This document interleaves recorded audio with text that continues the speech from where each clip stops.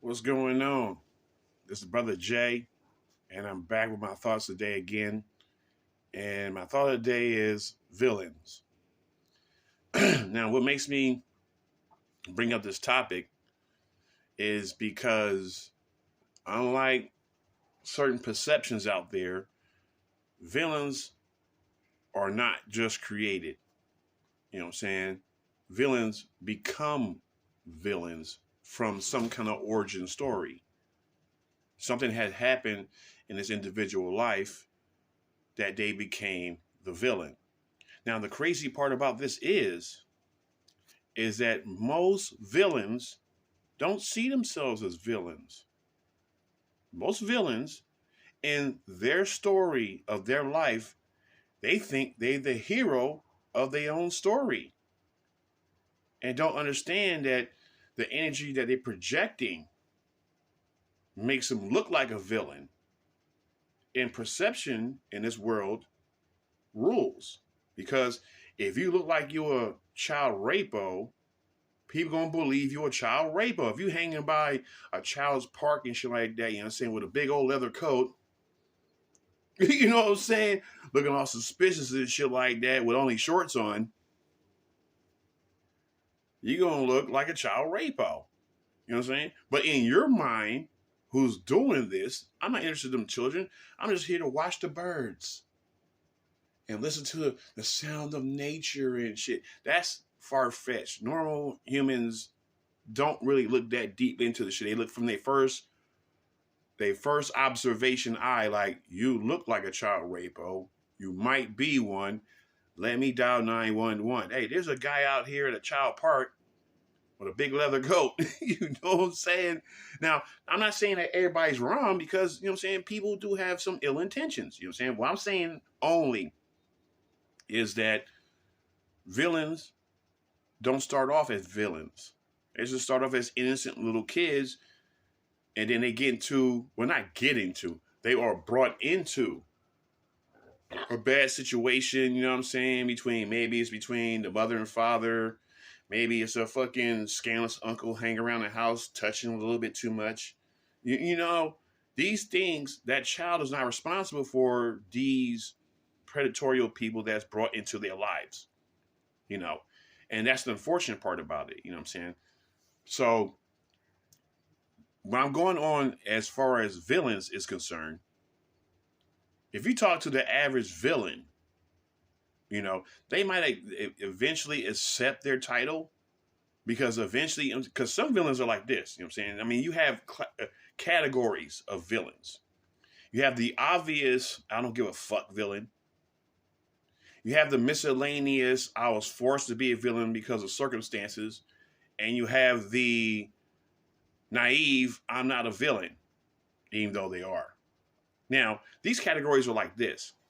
The obvious villain is that, for example, a little kid, you know what I'm saying, like 9, 10 years old, he's getting bullied, you know what I'm saying, by some 13-year-old. And it's like 4 or 5 of them, they beating his ass. And I want your lunch money and all that kind of stuff.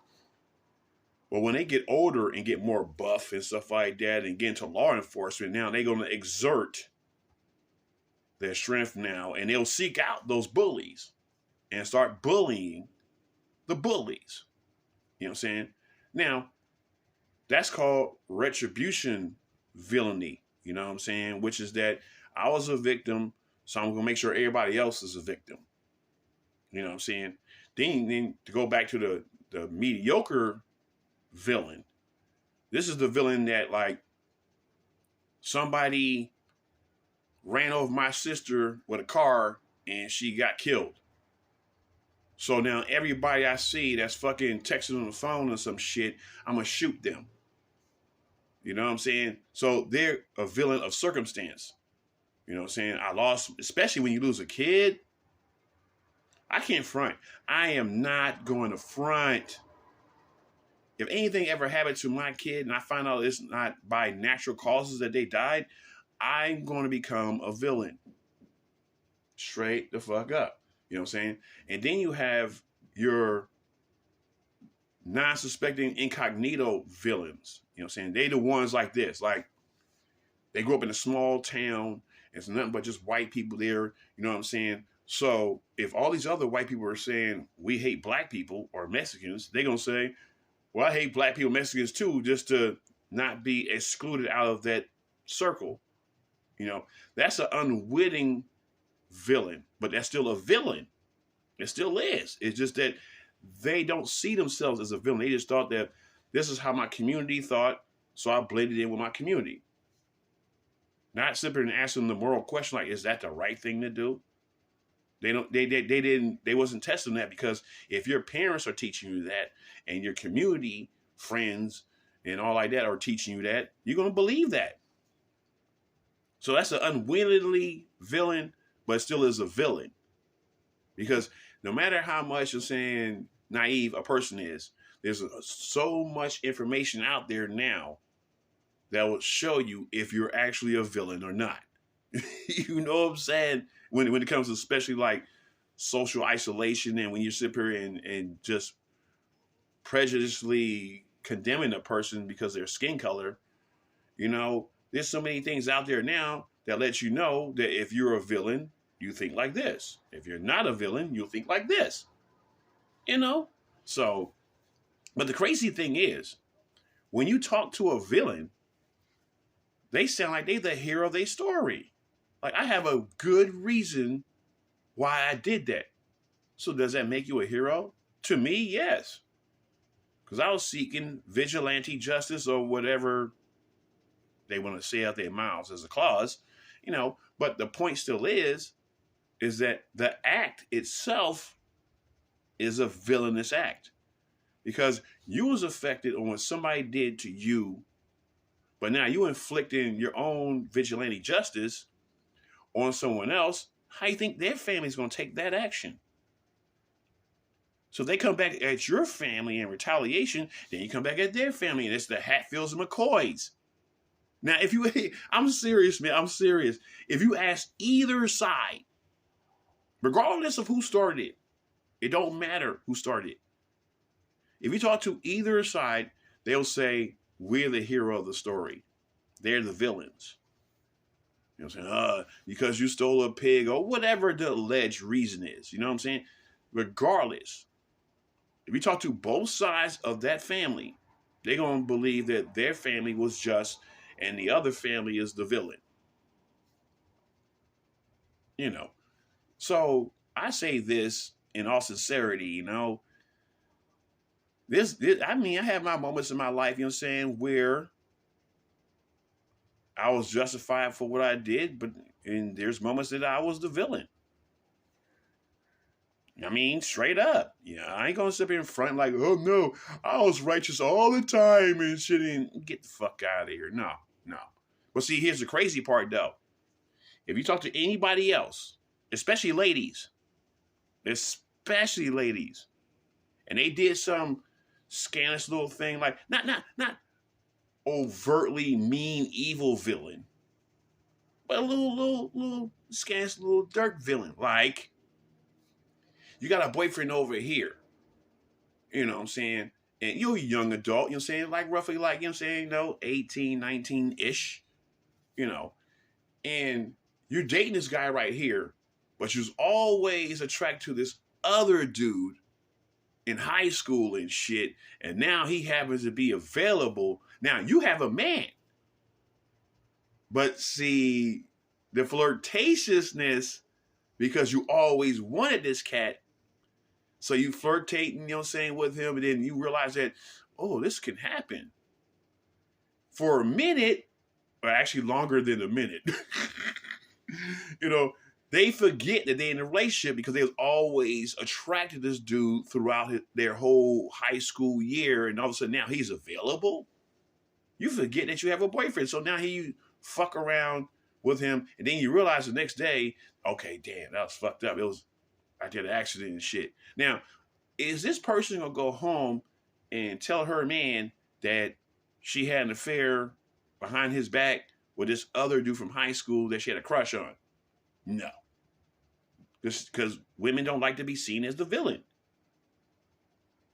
Period. Even if they get caught red-handed, they still ain't gonna admit that they're the villain. Guys don't have that much pride. I mean, there's some guys that do, but it depends on what you're doing in your life. If you're in the political field, oh yeah, denial, denial, denial, like Trump and those from his ilk. You know, they believe in, even though I got caught with the hand in the cookie jar, that wasn't my hand, that wasn't me. So who you gonna believe, me or your lying eyes? You know where that's from. You know, and that's that whole deflection. I'm not really a villain, and what you heard is wrong. And you know, what did he say? What did he say? False media.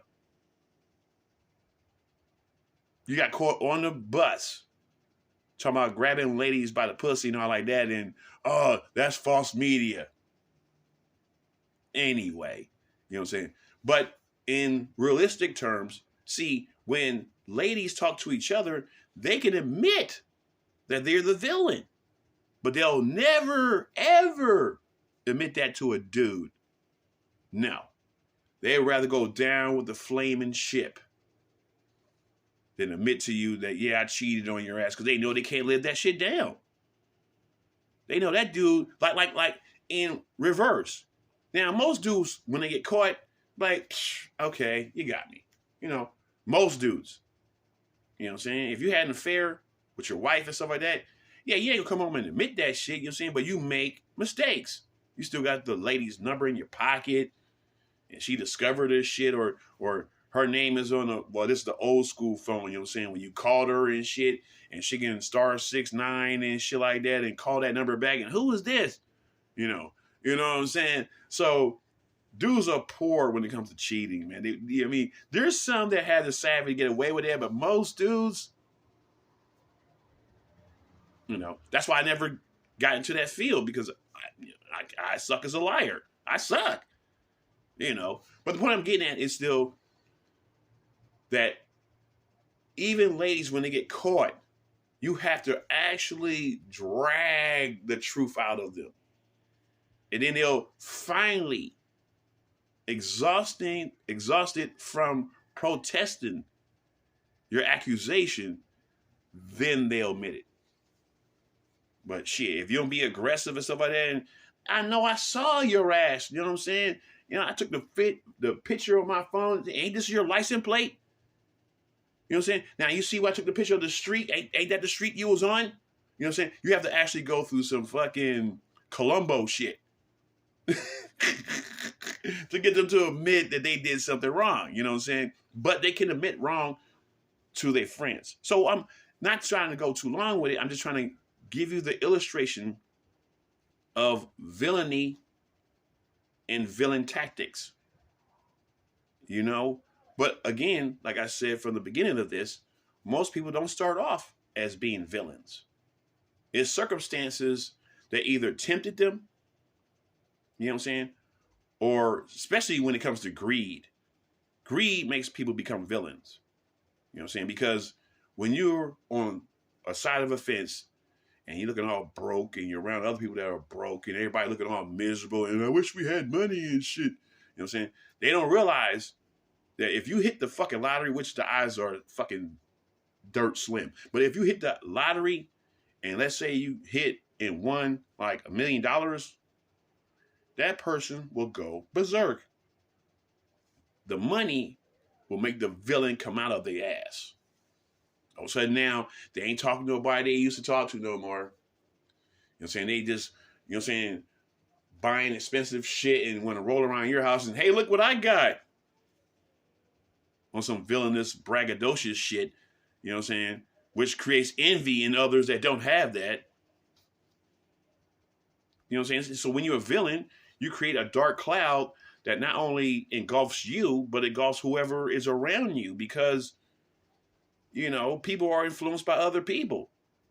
And the villain will make their story sound sweet and justified, like, oh, I had good reason to do that shit. And another person will be like, yeah, you did. You know what I'm saying? So I'm not gonna go too long with it. It's just that you have to be understanding of who you are inside and be honest with yourself at least. If you lie to everybody else, do not lie to yourself. If you know that the steps that made you become a villain, work your way backwards from that to undo some of the villainous mistakes that you made. You know, because that's what I done. You know, see, I took an ugly leap forward as far as being a villain when I was a villain. But I'm not a villain now. You know what I'm saying? You know, because them same tactics, I don't do that shit no more. You know what I'm saying? Because I realized, you know what I'm saying, the flaws in it, the flaws in my own ideology, the fucking fake picture that I put up, like, this is justified, and then realize, like, hey, you know what, it really ain't. You know? So, understand, if you somehow became a villain, find a way to undo the damage that you've done that led you to become that villain. Because life becomes more enjoyable when you live it comfortable on terms that don't make you feel bad inside, or you have to do bad to other people to feel good. That's just a sadist person. You know what I'm saying? When your pleasure is their pain, that's sadistic. That's a sadistic person. And I think that villain will never walk that backwards. Never. It just got locked into their DNA. That's like a drug. That's their drug of choice. Oh, you're suffering? I like that shit. With the villain laugh, and you got to twist the mustache at the same time, So either way, that's my thought of the day. You know what I'm saying? If you can walk back from being a villain, walk it back if you can, because that saves your humanity. And that keeps you from being isolated from other people that are acting humane. Until next time, deuce.